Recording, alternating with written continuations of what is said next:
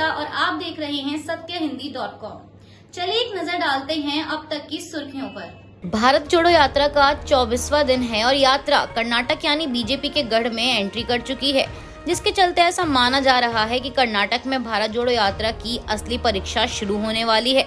बता दें कि अब तक यात्रा करीब 532 किलोमीटर तक की दूरी तय कर चुकी है। कांग्रेस की ये भारत जोड़ो यात्रा 7 सितंबर को तमिलनाडु के कन्याकुमारी से शुरू हुई थी और शुक्रवार को केरल में यात्रा का आखिरी दिन था, जिसके बाद अब यात्रा कर्नाटक में प्रवेश कर चुकी है और इस यात्रा में अभी कांग्रेस को 3038 किलोमीटर तक की दूरी और तय करनी है। केरल में पदयात्रा के दौरान पार्टी को अच्छा जन समर्थन मिला है। अब देखना ये होगा कि क्या केरल की तरह कर्नाटक में भी कांग्रेस अपनी छाप छोड़ने में कामयाब रहती है। असम और नोएडा के बाद अब महाराष्ट्र में भी मदरसों के सर्वे कराए जाने को लेकर मांग उठने लगी है। राज ठाकरे की पार्टी नवनिर्माण सेना एक बार फिर हिंदुत्व का मुद्दा उठाते हुए राज्य के मुख्यमंत्री एकनाथ शिंदे की सरकार से मदरसों का सर्वे कराए जाने की मांग कर रही है। एमएनएस का आरोप है कि महाराष्ट्र के कई शहरों में अवैध मदरसे चल रहे हैं और ये मदरसे हाउसिंग सोसाइटी से लेकर शॉपिंग कॉम्प्लेक्स तक में चल रहे हैं। ऐसे में इनकी फंडिंग के सोर्स का पता लगाया जाए और जांच की जाए कि कहीं इनमें कोई देश विरोधी गतिविधि तो नहीं चलाई जा रही। इसके साथ ही एमएनएस के प्रवक्ता योगेश चीले ने चेतावनी दी है कि अगर सरकार ने अवैध मदरसों पर कार्रवाई नहीं की तो उनकी पार्टी अपने स्टाइल में कार्रवाई शुरू कर देगी। वहीं शिवसेना ने इस मसले को लेकर एमएनएस पर सियासत करने का आरोप लगाया है और कहा कि अगर उसके पास कोई सबूत है तो सरकार और पुलिस को दे। नोएडा की ओमेक्स सोसाइटी में चल रही अथॉरिटी की कार्रवाई पर इलाहाबाद हाईकोर्ट द्वारा 20 अक्टूबर तक के लिए रोक लगा दी गई है। सोसाइटी में चल रही बुलडोजर की कार्रवाई पर रोक लगने से वहां के लोगों को बड़ी राहत मिली।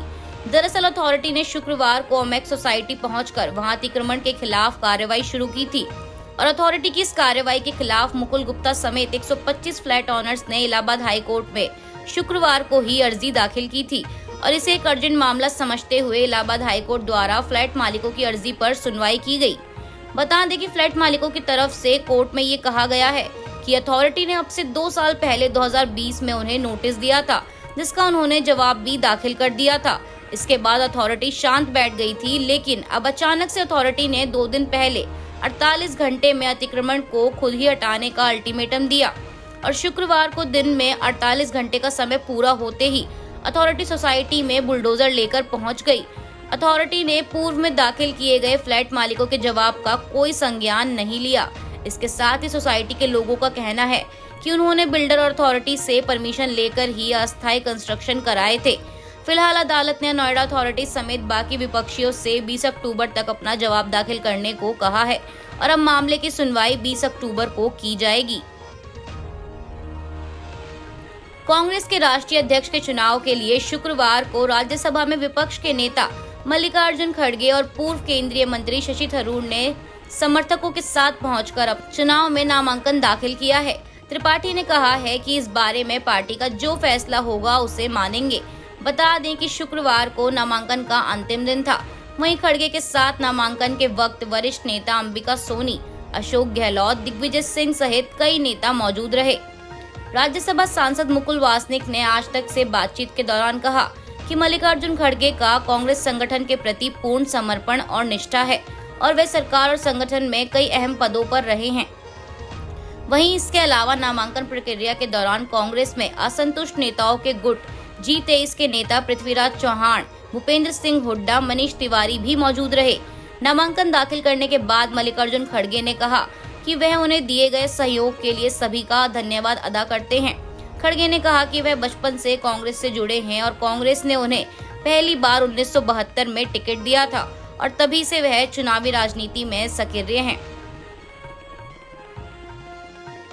यूक्रेन के 4 हिस्सों पर कब्जा कर उन्हें अपने देश में मिलाने के फैसले पर अमेरिका समेत पश्चिमी देश इस समय रूस पर भड़के हुए हैं। रूस के राष्ट्रपति व्लादिमीर पुतिन के इस फैसले पर ऐतराज जताते हुए अमेरिका और अल्बानिया यूएनएससी में रूस के खिलाफ प्रस्ताव लेकर आए, जहां एक तरफ इस प्रस्ताव को 10 देशों का समर्थन मिला है, वहीं दूसरी ओर भारत, चीन, ब्राजील और गैबोन ने इस प्रस्ताव से दूरी रखते हुए वोट ही नहीं किया। हालांकि अंत में रूस द्वारा अपनी वीटो पावर का इस्तेमाल करते हुए इस प्रस्ताव को खारिज कर दिया गया। अपने समय की बेहतरीन अदाकारा आशा पारेख को भारतीय सिनेमा के सबसे बड़े सम्मान दादा साहेब फाल्के पुरस्कार से शुक्रवार को सम्मानित किया गया। 79 वर्षीय आशा पारेख को इस प्रतिष्ठित पुरस्कार से सम्मानित किया। समारोह के दौरान वरिष्ठ अभिनेत्री ने कहा कि वह अपने 80वें जन्मदिन से ठीक एक दिन पहले यह पुरस्कार पाकर खुद को धन्य महसूस कर रही हैं। इसके साथ ही राष्ट्रपति ने सिनेमा जगत की जानी मानी हस्ती को बधाई देते हुए कहा कि पारेख को दिया गया यह पुरस्कार अदम्य नारी शक्ति के लिए भी सम्मान है।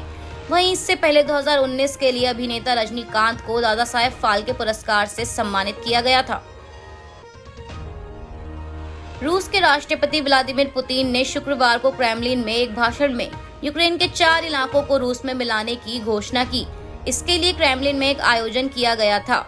पुतिन ने अपने भाषण समारोह में मौजूद अधिकारियों की भीड़ से कहा, ज़ापोरिजिया में रहने वाले लोग हमेशा के लिए हमारे हमवतन बन रहे हैं।